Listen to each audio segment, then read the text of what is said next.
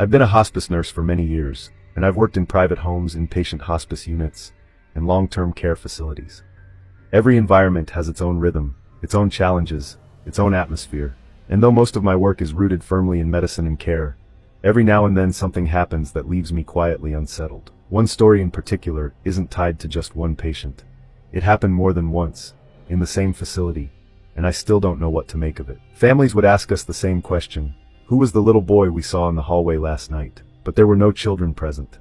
This was an inpatient hospice unit, 10 beds, each in a private room. These units are designed to feel less like a hospital, and more like a home. Warm paint colors on the walls, rocking chairs for family members, quilts on the beds instead of plain white linens. Still, the routines are structured. Each shift I would begin by reviewing medications, confirming doses for pain control, anxiety, and shortness of breath. I checked oxygen flow rates, repositioned patients to ease pressure points, and updated charts in careful detail. We tracked intake, output, and vital signs only as long as they were meaningful.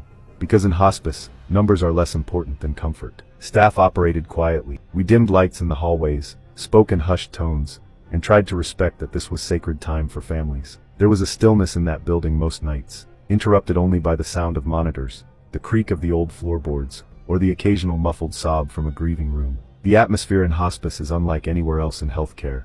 There's grief, of course, but also acceptance, love, laughter, and sometimes even relief. Families often rotate in and out, sleeping in chairs, clutching cups of coffee, trying to stay awake while waiting for their loved ones' last moments. Staff learn to carry ourselves with calmness, even when the emotions in the room are heavy. We provide explanations for the changes families are seeing, the irregular breathing patterns, the coolness of the skin, the mottling that spreads along the legs and arms. All of it is part of the dying process, and guiding families through it is as important as any medication we administer. But sometimes families notice things we can't explain with medicine. The first time it happened, a daughter pulled me aside in the middle of the night. She whispered, "I don't mean to sound strange, but 2 children visit here. I thought I saw a little boy walk down the hallway just now." I told her gently that no children were staying on the unit at that time, though families with young kids sometimes came to visit during the day. She looked unsettled, nodded, and didn't press further. I might have chalked it up to exhaustion. Families in vigil often see or hear things in their fatigue, but it wasn't the last time. Over the months that followed, other families mentioned him, always at night, always described the same way. A little boy, maybe 7 or 8 years old, walking slowly down the hallway. Some said he wore dark pants and a light shirt. Some said he just appeared briefly at the end of the hall before vanishing. One family even asked if he was a patient's grandson. Another told me they thought he was lost and almost got up to help him before realizing he wasn't really there. The most unsettling part, when we checked the security cameras which monitored the hallways for safety, there was nothing. No one appeared at the times the families reported seeing him. Among staff, we didn't talk about it much. Hospice nurses don't want to frighten families or feed into superstition, but we noticed the consistency of the stories. It wasn't just one patient's family, or one room. It was different people, months apart, describing the same thing. And more than once, the sightings came on nights when a patient was close to passing. A coincidence, perhaps, but it was enough to make some of us quietly wonder.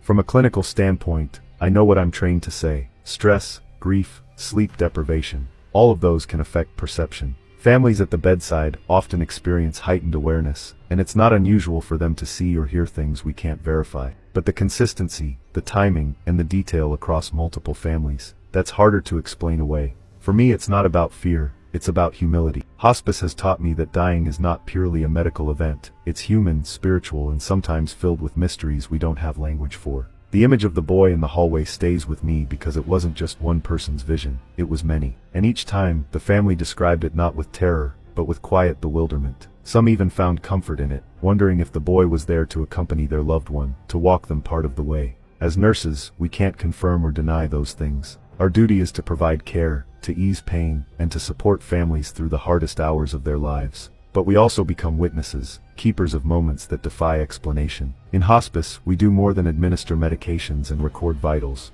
We stand with families in the liminal space between life and death. Sometimes that means explaining physical changes with clarity and calm. Sometimes it means holding a hand in silence. And sometimes it means quietly acknowledging that there are experiences we can't measure, predict, or explain. The boy in the hallway was one of those. I charted vitals. I managed pain. I documented time of death. All the procedures were carried out just as they always are. But what lingers isn't what I wrote in the chart. It's the memory of families asking me the same question in hushed voices. Who was the little boy we saw in the hallway? And to this day, I don't have an answer.